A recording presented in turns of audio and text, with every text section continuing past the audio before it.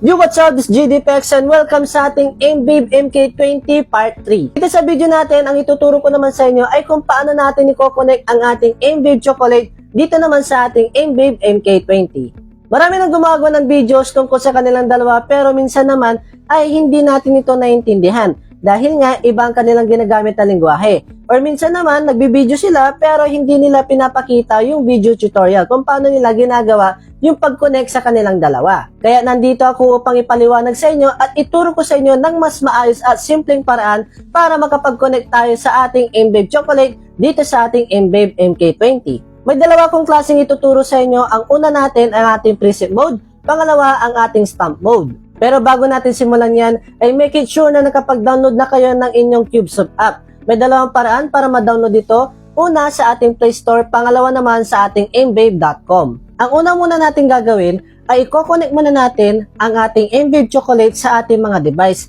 Kahit anong gamitin nyo, Android, iPhone, tablet, laptop, or computer. Dahil lahat ng gagawin natin ay pare-parehas lang ang mga steps na gagawin natin dito. Ang gagawin nyo lang, pagkatapos natin may connect ang ating MBABE Chocolate sa ating device, pupunta lang tayo sa ating CubeSoft app at pipiliin lang natin ang ating Program A. Dahil itong Program A natin, ay dito tayo makakapag-switch preset using our MBABE Chocolate dito naman sa ating MBABE MK20 natin.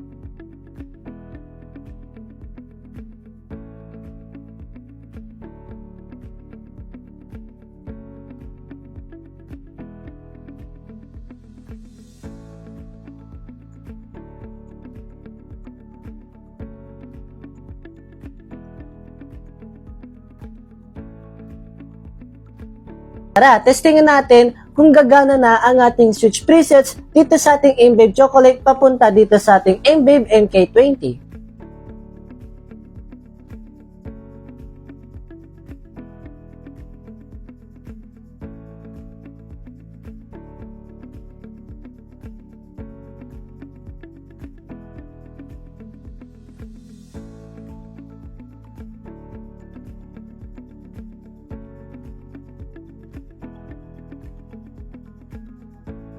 O diba? Ganun lang kadali kung paano tayo mag-preset mode sa ating MBABE Chocolate. Ngayon, ang susunod ko naman ituturo sa inyo ay ang ating stamp mode. Yung mga ibang videos na napapanood niyo, minsan mahirap siyang intindihin. Pero dito, may simple akong ituturo sa inyo or sabihin na lang natin na palatandaan para hindi kayo mahirapan at hindi kayo malito kung paano ko sila ginagamit. Tara, ipapaliwanag ko muna sa inyo. Bago ko sa inyo ituro ang ating stamp mode, ay may papaliwanag muna ako sa inyo para hindi kayo malito at mawala. Punta lang tayo sa Set, Global, at MIDI. May kita nyo dito, meron tayong dalawang klaseng makikita dyan. Kapag ang gusto natin makontrol ay mga preset natin, dito tayo sa ating MIDI mapping. May kita nyo dyan sa ating PC mapping, yung mga preset na nilalaman ng ating MBABE MK20 natin. Pero tapos na natin gawin ang ating preset mode. Dako naman tayo sa ating stamp mode. Kapag gusto naman natin gawing stamp mode ng ating MBABE Chocolate, dito naman tayo sa ating CC References. Ulitin ko lang para hindi kayo malito. MIDI mapping or PC kapag preset, CC References or CC kapag stamp mode or yung mga individual effects natin dito. Tara, pasok tayo dito. Ito naman yung bubungad sa atin. Meron tayong function dyan, CC at value. Unahin muna natin sa ating function. Ito, dito tayo pipili kung ano yung gusto natin makontrol using our stamp mode. But since ang gusto natin makontrol dito ay itong mga effects modules lang. Sunod naman natin itong CC at value natin. Ito, may technique ako na ginagawa dito or sabihin na lang natin palatandaan para hindi ako malito at mawala. Lagi niyo tatandaan itong CC natin ang nagsisilbing data 1. Itong value naman natin ay nagsisilbing data 2 natin. Paano siya ilalagay? Tara, ituturo ko muna sa inyo. Una, pipili muna kayo dito ng mga effects na gusto nyo makontrol. But since ang gusto ko makontrol dito ay itong ating effects, modulation, delay, at reverb. So titignan nyo lang ang ating data 1. Lagi nyo tatandaan na data 1 palagi ang mauuna. So tignan nyo yung effects natin kung saan siya nakatapat. Meaning number 11 ang kanyang data 1. Check natin sa modulation, delay, reverb. Nakatapat ang ating mode dito sa ating CC number 17. Ganon din sa ating delay number 18, sa reverb naman ay number 19. Tara, ilagay muna natin sa ating CubeSoft app.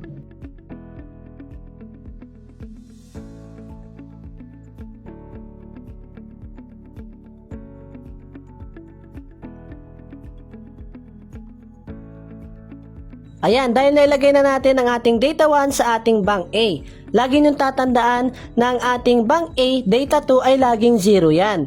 At dako naman tayo sa ating bank B. Meaning, ulitin nyo lang ang ating data 1. Ilalagay niyo number 11, ilalagay nyo lang yung number 17, 18, 19. Pero may kita nyo dito sa ating value, dito na natin ilalagay ang ating data 2. Dahil lahat ng yan ay 127. Meaning, yung data 2 ng ating bank B ay ilalagay lang natin yung 127. Tara, subukan nating ilagay ito.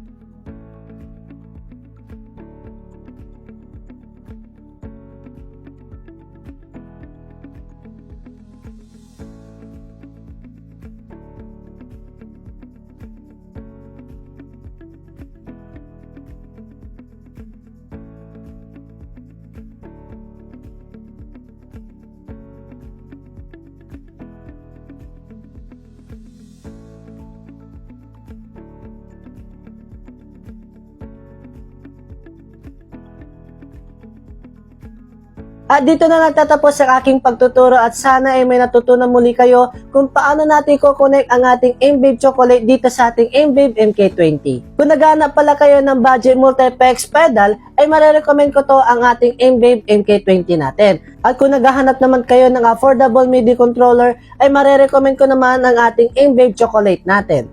Kung gusto nyo mag-avail ng mga ito, ay available ito sa ating air supply. At kung gusto nyo naman makakuha ng discount, ay gamitin nyo lang ang ating voucher code na GDPEX upang magkaroon kayo ng discount. Dito na natatapos ang ating video at kita-kits ulit tayo sa mga susunod na ating videos. And this is GDPEX and keep rock on, let's go!